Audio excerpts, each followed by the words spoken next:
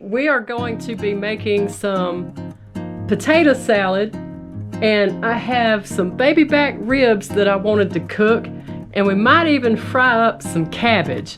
But here's what you need for the potato salad. I have about 2 pounds of red potatoes already peeled, some mayonnaise, mustard.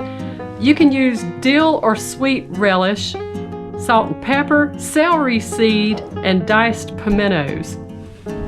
Some folks like onion in their potato salad, so I'm going to cut up some onion. That's about half of a medium-sized onion. I'm just going to chop that up, and I'm also going to cube these up into, I don't know, maybe about 1 inch size cubes. Here's the baby back ribs that I bought. They're already cooked. All I have to do is heat them up.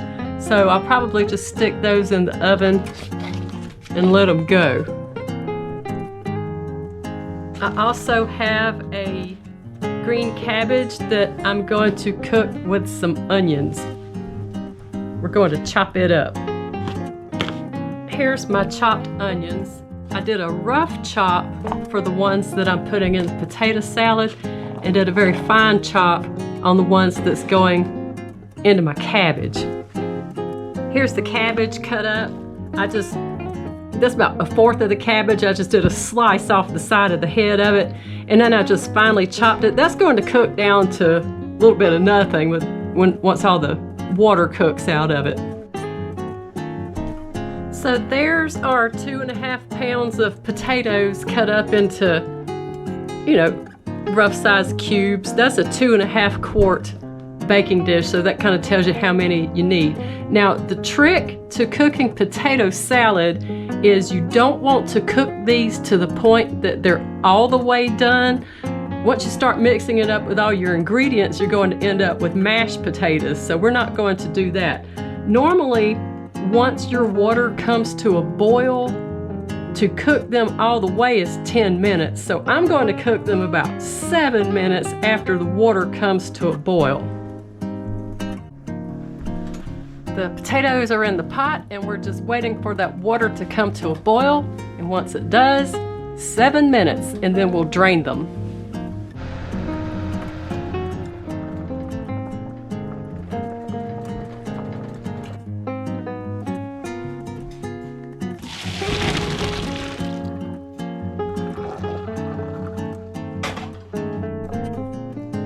You want to have a good sized bowl to mix all of this up in.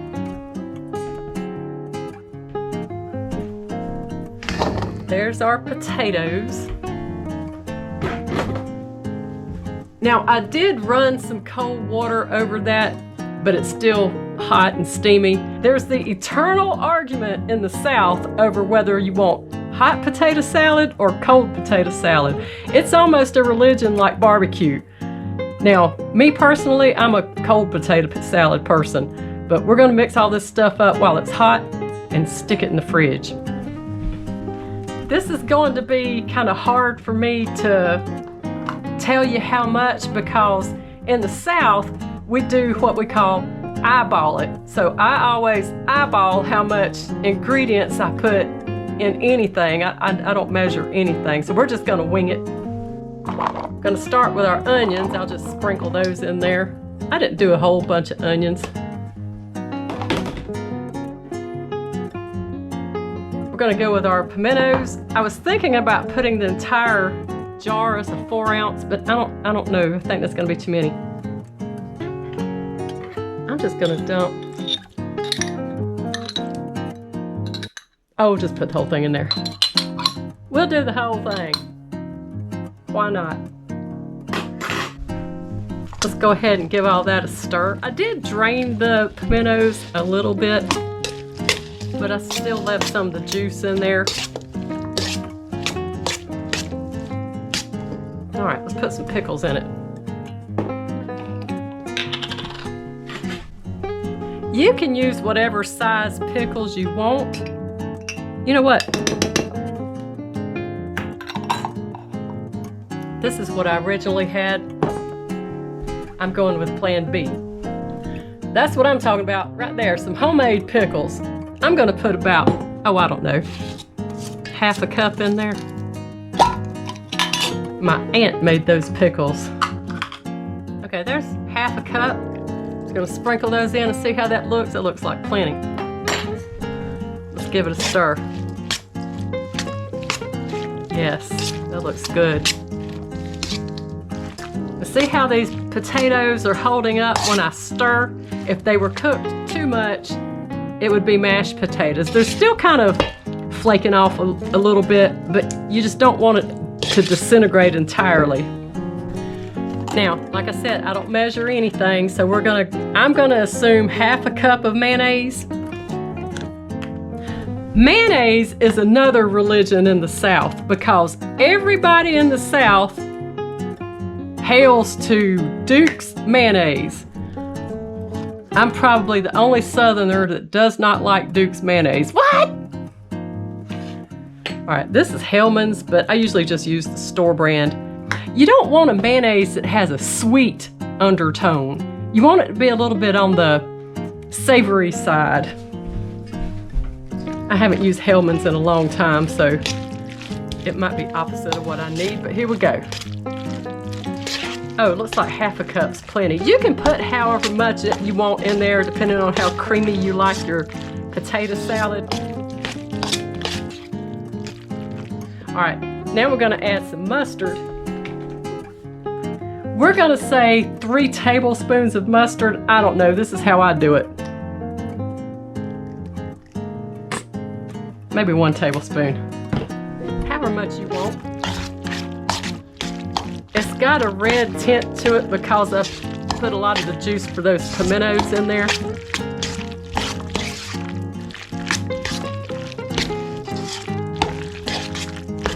I'm gonna taste it before I do anything else.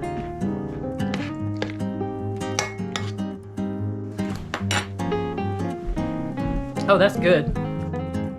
That's real good. I'm not even adding salt, but we'll add some pepper. And I'm gonna sprinkle in some of these celery seed, not much. Maybe half a teaspoon. Just stir all that up. All right, I'm gonna give away a lot when I say this, but the best potato salad in the world and the standard, in my opinion, is at Sconyers Barbecue in Augusta, Georgia. That there, my friends, is potato salad. But this one's good. Now we're going to cook our cabbage. Put it on medium-high heat. Going to add some oil. You can use whatever oil you want. Normally I'd use some butter, but I didn't have any. And there's our cabbage with our onions.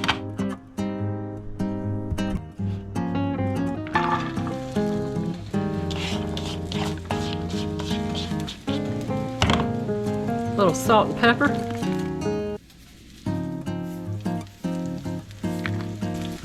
I like a lot of pepper.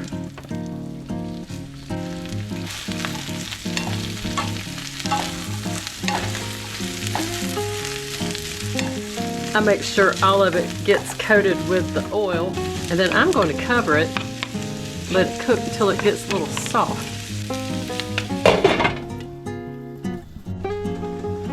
Meanwhile, I'm going to put my fully cooked ribs in the microwave. It said you could microwave them for 3 to 5 minutes. This was a good deal. It was on sale for, I think it was $6.49. I'm going to put just a little bit of water in with my cabbage and put the lid back on so it can kind of steam. I like my cabbage a little bit burnt, and it's getting there. It's already good and tender. Just want some of that char on it.